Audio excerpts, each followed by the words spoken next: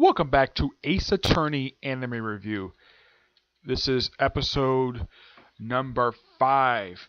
This is I'm viewing the 27th episode of the Ace Attorney anime, Stolen Turnabout, Second Trial. Yeah, it's the second of a 4-parter. Yep, at the end of the last episode, we got the debut of Godot, a guy who constantly drinks coffee during trial. And I'm thinking though, I read a line that apparently this guy drinks 17 cups of coffee during trial.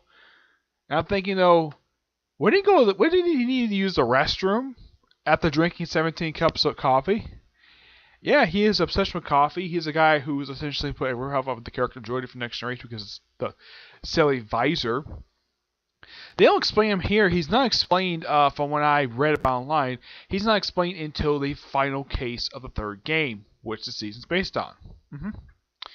Yeah, this one, they did in fact wrap up one case, so we'll start another one anyways. Yeah, they figured out that the whole everything was stolen, not by Phoenix's client. Nope, he actually was proved to be innocent. Pretty simply. And it turns out that he was actually in someplace else. A CEO's office apparently killing him. Yeah, that's going to take up the last couple episodes of this thing. It's like, man, why are we getting 2 cases in the same type of case period? It's really weird. Also, I've got to point this out, though.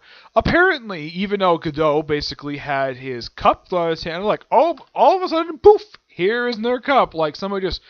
Yeah, it's completely unknown of how in the world I don't know who is making these cups of coffee for him, but somehow this cup just magically just thrown across his prosecutor's table like he's at a bar. Yeah, it's like throw across, he catches it. Yeah, that is apparently how you're supposed to do it at a Western bar. Apparently, this is common. It's like, oh yeah, here's this cup of coffee. Yeah, this coffee's getting stale. Another cup, please. Whoop! Their cup just pops out of nowhere. Yeah, it's completely unknown exactly where they get these cups of coffee from. Now, the evidence they use in this case, they use a blackmail letter, which is connected to something else. The urn is magically found after just one episode after it was stolen. Yeah, and it turns out it was actually PI. He was the real the mass. Yeah.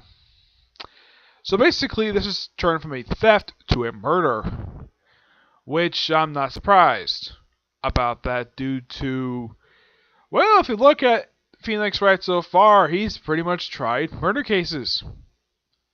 Yeah, my guess is the reason why they had the whole murder thing is because, well, they had, now, in my honest opinion, this case, the stolen urn thing is kind of lame.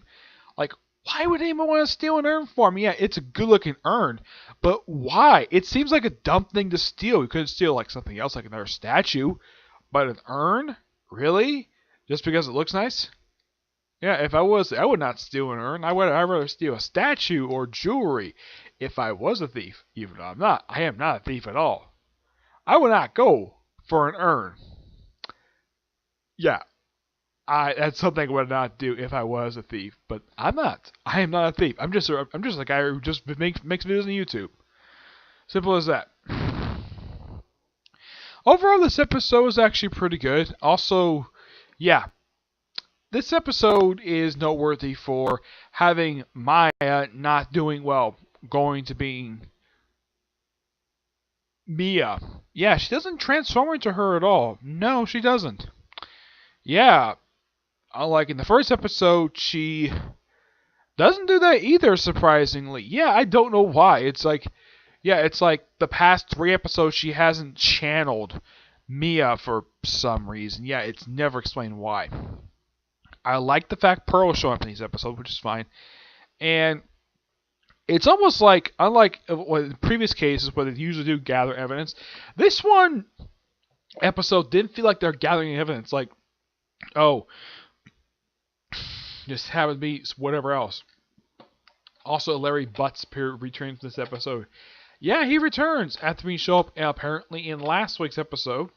Okay, fine. And, yeah, the guy is found not guilty for stealing this urn, but he is charged for the murder of a CEO. As for his motive, won't find out till next week. Yep. But yeah, pretty good episode. Though it's kind of a weak two-parter. Yeah. All the other episodes prior to this one have been really strong. Heck, even the standalone episodes have been really interesting. This one is kind of interesting. I like the whole mask-to-mask killer, the mask-to-mask thief. I mean, the guy's got a great look to him. Yeah, but it's not much to him at all. He's just a guy who steals random shiny things. I mean, there's nothing really fancy about him. I've read about other thieves who become famous, and some of those thieves to be women.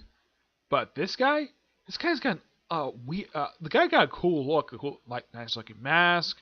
Yeah, great outfit. But why? I don't know why in the world that this guy would clean mask to mask. And also, here's kind of the thing.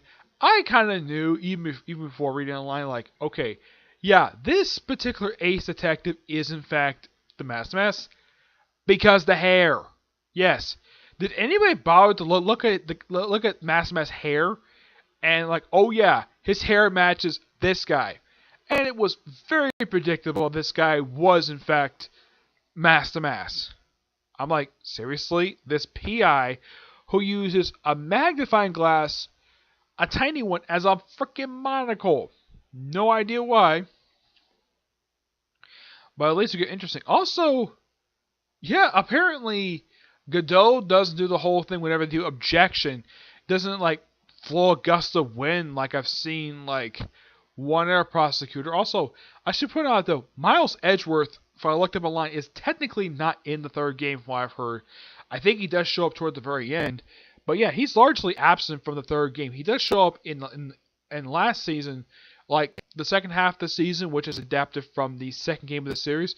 Yeah, from what I've heard, they actually, when I looked up online and did a little research, apparently Miles Edgeworth was never supposed to be in the second game, but the reason why they brought him in late in the game was because of his popularity. That's the only reason why. And I looked up Godot's voice actor. I've never heard of this guy. His name is James C. Winston. I don't know who this guy is, but the guy makes Godot very interesting. But there's a good mystery to him, which is nice. But we don't have to. We have to wait until the final case that's basically from the third game to actually find out who the heck this guy really is. Yes, seriously, that's the way this is going to work. Okay. Alright, so that's really it. I'm hoping to get a chance. That's it for this particular review. Stay tuned for next week for episode number 6, where I'm going to cover the 20th episode of the Ace Attorney anime, Stolen Turnabout, Third Trial. Yeah.